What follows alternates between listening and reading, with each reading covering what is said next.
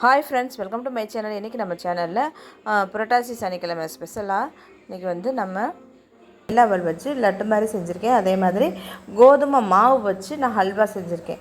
வாங்க அது எப்படி செஞ்சுருக்கேன்னு பார்ப்போம். அதுக்கு வந்து நான் வந்து இன்றைக்கி ஒரு கப்பு அவல் எடுத்து நல்லா சுத்தம் பண்ணி கழுவிட்டு கரெக்டாக தண்ணி மூழ்கிற அளவுக்கு மட்டும் தண்ணி ஊற்றி கெட்டி அவல் தான் எடுத்து ஊற வச்சுருக்கேன். இந்த பக்கம் வந்து ஒரு 220 கிராம் அளவுக்கு மாவு எடுத்திருக்கேன், கோதுமை மாவு எடுத்திருக்கேன். அதுக்கு வந்து 300 கிராம் அளவுக்கு நான் சர்க்கரை சேர்த்துக்கிறேன். சர்க்கரை, நாட்டு சர்க்கரை, வெள்ளம் எது வேணாலும் சேர்த்துக்கலாம். தண்ணி வந்து ஒரு பாதி அளவு 150லேருந்து 180 அளவுக்கு தண்ணி சேர்த்துக்கணும். தண்ணி சேர்த்து நான் வந்து சர்க்கரையை நாங்கள் நல்லா தண்ணி சேர்த்து கரைச்சி எடுத்துக்க போகிறேன். பாகுப்பதம்லாம் தேவையில்லை, கரைச்சி எடுத்துக்கிட்டால் போதும். அதுக்கப்புறம் நம்ம வந்து ஒரு கடாயில் நெய் ஊற்றி ஒரு ஸ்பூன் அளவு தான் ஊற்றி நம்ம முந்திரி பருப்பு வறுக்கிறதுக்காக. முந்திரி பருப்பு வந்து நான் கொஞ்சம் தான் எடுத்து வச்சுருக்கேன். இந்த அளவுக்கு தேவையான அளவு ஒரு 10லேருந்து 12 முந்திரி பருப்பு எடுத்து ரெண்டாக உடச்சி எடுத்து வச்சுருக்கேன்.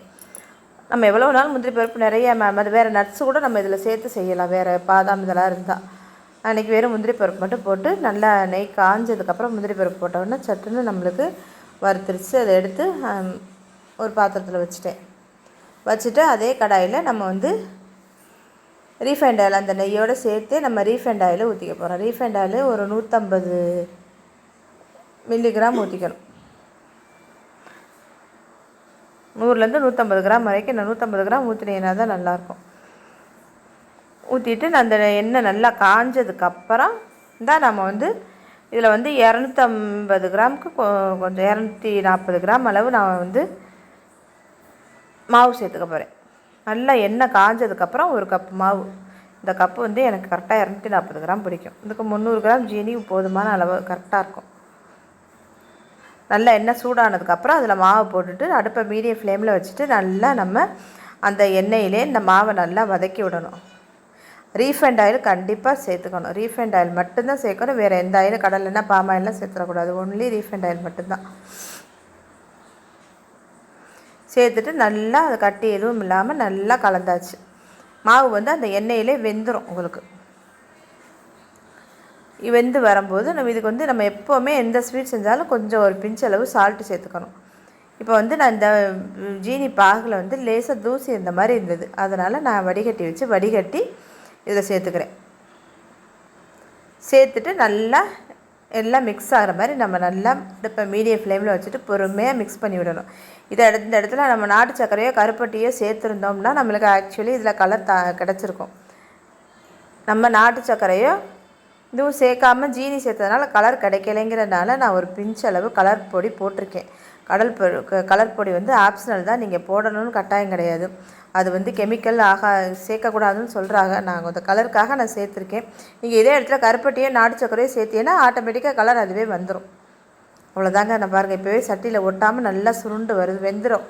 நம்ம முதலே மாவு அதே மாதிரி ஜீனி பாகில் நம்ம எண்ணெயிலே வெந்துருச்சு. அப்புறம் ஜீனி பாகம் ஊற்றணும், நல்லா வெந்துருச்சு. இப்போ இந்த ஸ்டேஜில் நம்ம நெய் சேர்த்துக்கணும். ஒரு 1/2 ஸ்பூன் அளவுக்கு ஏலக்காய் தூளும் சேர்த்துருக்கு. நெய் வந்து ஒரு 2லேருந்து 3 ஸ்பூன் அளவுக்கு நம்ம நெய் சேர்த்துக்கிட்டாலே போதும். இந்த அளவுக்கு ரொம்ப நெய் சேர்க்கணும்னு கிடையாது. நம்ம ஏற்கனவே ஒரு ஸ்பூன் போட்டு நம்ம முந்திரி பருப்பு வறுத்து வச்சுருக்கோம், அதையும் இப்போ இதில் சேர்த்துக்க வேண்டியதுதான். சேர்த்துட்டு நம்ம அடுப்பை மீடியம் ஃப்ளேமில் வச்சுட்டு நல்லா மிக்ஸ் பண்ணிக்கணும். ஒரு 1/2 ஸ்பூனுக்கிட்ட நான் இதுவும் போட்டிருக்கேன், ஏலக்காய் தூளும்.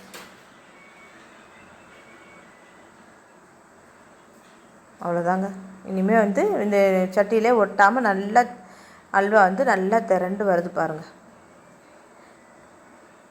இதுக்கு மேலே நம்ம தேவைப்பட்டால் நம்ம நெய் சேர்த்துக்கலாம். ஏன்னா இதுவே எனக்கு போதும், தாராளமான அளவாக இருந்தது. 3 ஸ்பூன் தான் ஊற்றியிருக்கேன் கடைசியில். ஃபஸ்ட்டு 1 ஸ்பூன், மொத்தத்தில் 4 ஸ்பூன் நெய் தான் ஊற்றிருக்குதுல. அவ்வளோதாங்க. நல்லா மிக்ஸ் பண்ணிவிட்டு நம்ம அடுப்பை ஆஃப் பண்ணிட வேண்டியதான். அல்வா சட்டியில் ஒட்டாமல் சூப்பராக இருக்கும்.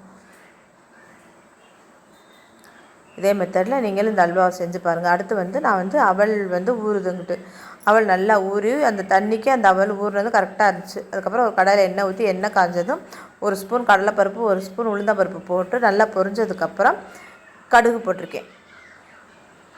கடுகும் போட்டுக்கணும். கடுகு 1 ஸ்பூன் அளவுக்கு போட்டு அதுவும் நல்லா பொரிஞ்சதுக்கப்புறம் 2 வரமிளகா போட்டால் போதும். நம்ம கொஞ்சம் தான் அவல் எடுத்திருக்கோம். அவல் 100லேருந்து 150 கிராம் அளவுக்கு தான் இருக்கும். அது போட்டுட்டு இது வரமிளகா போட்டு வரமிளகா பொரிஞ்சதுக்கப்புறம் கொஞ்சம் கருவேப்பிலையும் போட்டுட்டு நம்ம இந்த அவலை வந்து கரெக்டாக இருந்தது. நம்ம தண்ணி கூட ஊற்றிட்டோம்னா தண்ணி இஞ்ச முடியாது. இது அடுப்பில் போட்டு நம்ம ரொம்ப மிக்ஸ் பண்ணவும் கூடாது. அடுப்பில் போட்டு ஒரு ஒரு ஒரு கிண்டினோடனே நம்ம அடுப்பை ஆஃப் பண்ணிடணும். நல்லா ஊறி இன்னும் கரெக்டாக ஊறி இருக்குது. இந்த ஸ்டேஜ்லேயே நம்மளுக்கு அடுப்பை ஆஃப் பண்ணிடணும். இதில் 1 ஸ்பூனு 2 ஸ்பூன் அளவுக்கு தேங்காய் துருவல் சேர்த்துக்கணும். தேவையான அளவு உப்பு சேர்த்து நல்லா மிக்ஸ் பண்ணிவிட்டு அடுப்பை ஆஃப் பண்ணிடணும். அடுப்பில் போட்டு நம்ம ரொம்ப நேரம் கிண்டக்கூடாது.